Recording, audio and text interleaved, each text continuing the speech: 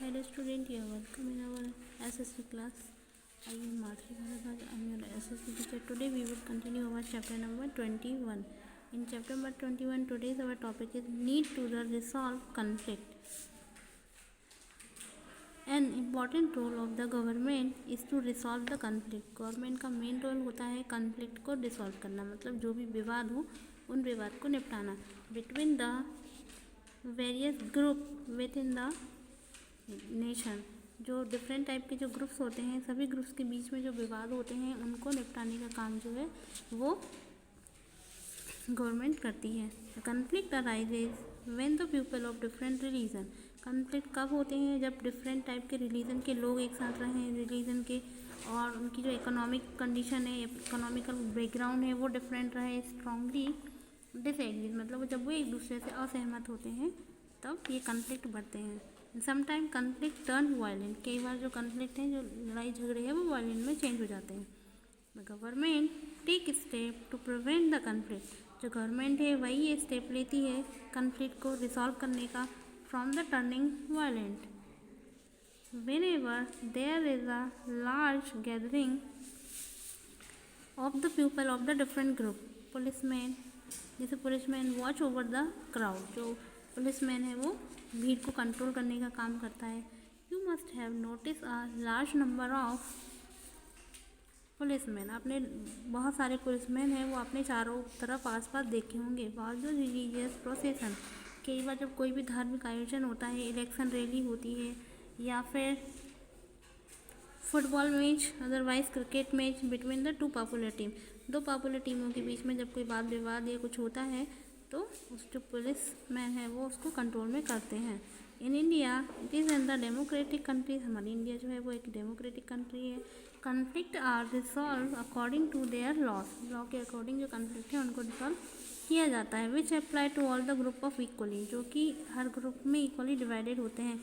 When there are conflict between the state, जब किसी भी स्टेट के बीच कन्फ्लिक्ट होते हैं, the central government can B step in, जो सेंट्रल गवर्नमेंट है वो स्टेप लेती है। And you might remember some occasion, आपको कुछ ओकेशन है उनको याद रखना पड़ता है। When this happen, for example the Tamil Nadu and the Karnataka disagree over the sharing. कई बार तमिलनाडु में भी ये चीज़ देखने को मिली है कि लोग अपनी चीज़ों को शेयर नहीं करना चाहते हैं। Water from the river Kaveri, जो कावेरी का जो पानी है वो दूसरों के साथ शेयर नहीं करना चाहते हैं। The government had to take the step to make sure that both state got the fair share of the water. The problem arises because Tamil Nadu laying lower down in the river's course. They could not get water unless the Karnataka laying the upstream and rises water from its dam. Equality and justice. The fourth and the final key element of the democratic form of the government is a commitment to the equality and the justice. Democracy is a system when the law is important and not to individual. जो law है वो केवल individual के लिए नहीं बल्कि सभी के लिए एक बराबर होते हैं। The rule of the law perfect and the right citizen and help in the maintaining the order and the limitation power of government.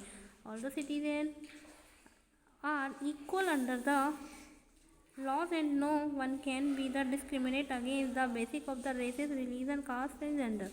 No one is above the law. Law के ऊपर कोई भी व्यक्ति नहीं है। The law is the same for the president of India, एक president of India के लिए भी वही लॉ है जो कि वेजिटेबल वेंडर के लिए है। Untouchability have been the ban by the government, जो अनटचेबिलिटी है उसको बैन कर दिया गया है। An effort have been made by the successive government to improve the condition of the backward communities by the educating them and making them aware about their right and the entitlement by this, and they are the providing them the opportunities to improve their life and empower themselves to bring the equality in the society. The government has taken the step to discourage discrimination against the women by the implementing laws against the dowry, the child marriage and the other such practices process of the educating and the empowering women in the continuous process। हम देखेंगे कि जो हमारी कुछ opportunity हैं जो कि improve करती हैं, कुछ इक्वलिटी जो है हमारी सोसाइटी में लेकर के आई है गवर्नमेंट, और उन्होंने कुछ लॉज भी बनाए हैं अगेंस्ट द वुमेन, मतलब वुमेन के, उसके लिए कुछ लॉ भी इम्प्लीमेंट किए हैं, जैसे दहेज लेना और देना दोनों अपराध माने गए हैं। चाइल्ड मैरिज को अपराध माना गया है, यदि ऐसा होता है तो जो प्रिजन का भी प्रावधान है। और वुमेन को एजुकेट बनाने के लिए भी, और इसको प्रोसेस में, डेली प्रोसेस में लेकर के आए हैं। क्विक रिव्यू में हम देखेंगे the government can be change if the fail to the work and welfare for the country. Election are the generally held once in a 5 year. 5 साल में एक बार इलेक्शन होते हैं। Our democratic government is the accountable to the citizen और the voters. जो democratic government होती है वो अकाउंटेबल होती है हर सिटीजन के लिए, हर वोटर्स के लिए।